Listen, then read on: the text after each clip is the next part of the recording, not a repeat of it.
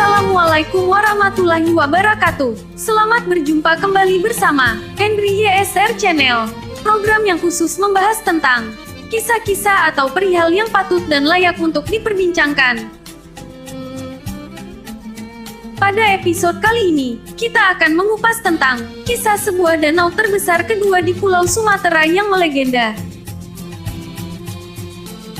Danau tersebut adalah Danau Kerinci. Danau Kerinci merupakan danau terbesar yang ada di Kabupaten Kerinci. Selain menjadi tempat wisata, danau ini juga memiliki peran penting untuk mengairi sawah dan juga menjadi sumber air minum masyarakat setempat. Menawarkan panorama berupa pegunungan dan deretan perbukitan di sekitarnya. Menelusuri keindahan alam Kerinci selalu menghadirkan pengalaman seru dan menarik. Berbagai pesona alam seperti deretan gunung, air terjun, perbukitan serta danau mampu menjadi daya tarik yang mengundang wisatawan. Danau Kerinci merupakan salah satunya. Tak lengkap rasanya jika sedang berada di Kerinci namun tak berkunjung ke danau ini. Sebagai danau terbesar yang ada di Provinsi Jambi, danau ini telah menjadi salah satu ikon pariwisata Kerinci. Pengunjung akan dibuat betah berlama-lama di danau ini, dengan berbagai sajian panorama alam nan menawan. Gerombolan burung belibis yang terkadang menampakkan wujudnya, menjadi fenomena unik yang jarang didapatkan. Secara geografis, Danau Kerinci terletak pada dua kecamatan sekaligus, yaitu Kecamatan Danau Kerinci dan Kecamatan Danau Keliling, Kabupaten Kerinci. Berjarak kurang lebih 16 km dari kota Sungai Penuh, wisatawan dapat berkunjung ke danau dengan menempuh perjalanan selama 30 menit. Perjalanan ini pun bisa ditempuh dengan naik angkutan umum atau kendaraan pribadi. Terdapat sebuah legenda yang dipercaya masyarakat menjadi kisah asal-muasal terciptanya danau ini. Dahulu sebelum dikenal seperti saat ini, Danau Kerinci merupakan danau besar yang sering disebut Danau Gedang. Bahkan saking besarnya, permukaan Danau Gedang menutupi sebagian besar lembah Kerinci. Alkisah tinggallah kakak beradik yang bernama Kalungga dan Kalupat di daerah sekitar Gunung Kerinci. Kalungga sang kakak berwatak pemberani, kasar dan juga dikenal sakti mandraguna. Sedangkan sang adik Kalupat lebih kalem, bijaksana dan pandai.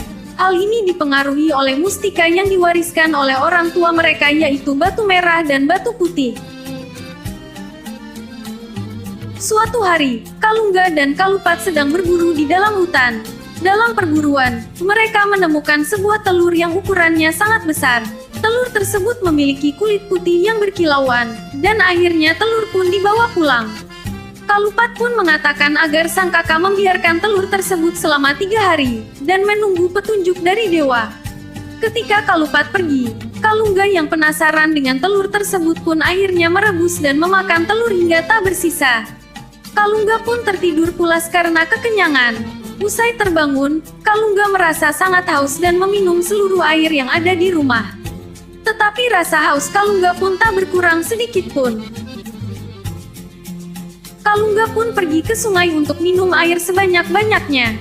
Saking banyaknya air yang diminum, secara tak sadar tubuhnya pun membesar dan memanjang. Dari tubuhnya muncul pula sisik-sisik berukuran besar layaknya seekor naga.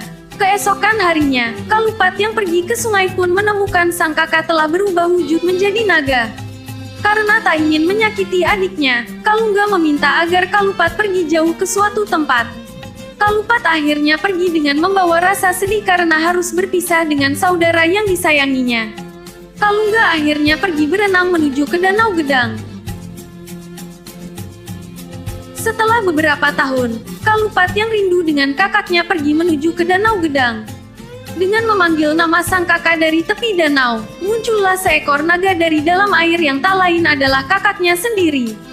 Mereka melepas rindu, dan Kalupat mengatakan ingin pergi ke tempat orang ramai.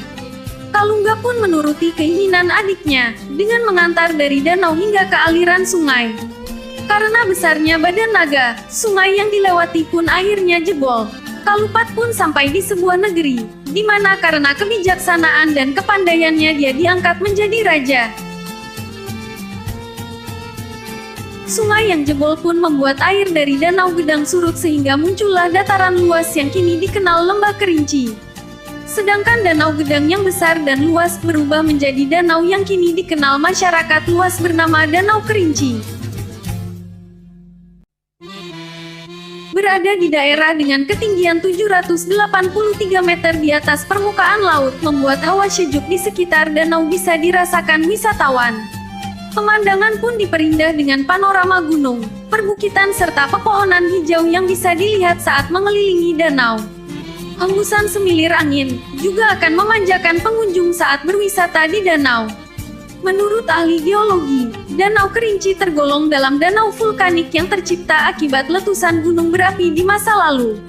Memiliki luas mencapai 4.200 hektar, serta kedalaman hingga 110 meter. Danau ini tercatat sebagai danau terbesar kedua di Sumatera setelah Danau Toba. Tak hanya menjadi tempat wisata, danau pun memiliki peranan penting bagi masyarakat Kerinci.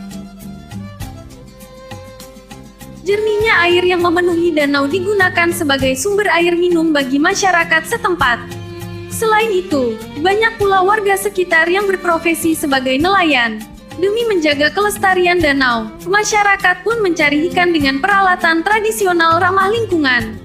Uniknya para nelayan mencari ikan pada malam hari, dan tanpa alat bantu pernafasan. Berbagai jenis ikan konsumsi diketahui memang hidup di danau ini, salah satunya adalah ikan semah. Bagi wisatawan yang gemar memancing pun dapat memuaskan hobinya di sini. Menurut informasi, setiap tahunnya ikan yang dihasilkan dari danau bisa mencapai 700 ton. Jumlah ini dapat mencukupi kebutuhan Kabupaten Kerinci dan daerah sekitarnya.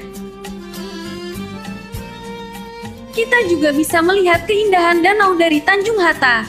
Dulunya tempat ini pernah digunakan oleh mantan Wakil Presiden Indonesia pertama yaitu Muhammad Hatta sebagai peristirahatan. Itulah sebabnya tempat ini disebut dengan Tanjung Hatta. Beliau sangat mengagumi keindahan danau dan suka memandanginya dari tempat tersebut. Lokasi dari Tanjung Hatta ini tak jauh dari danau. Nah, demikianlah cerita singkat tentang legenda Danau Kerinci. Semoga bermanfaat dan dapat menambah wawasan kita semua. Terima kasih. Wassalamualaikum warahmatullahi wabarakatuh.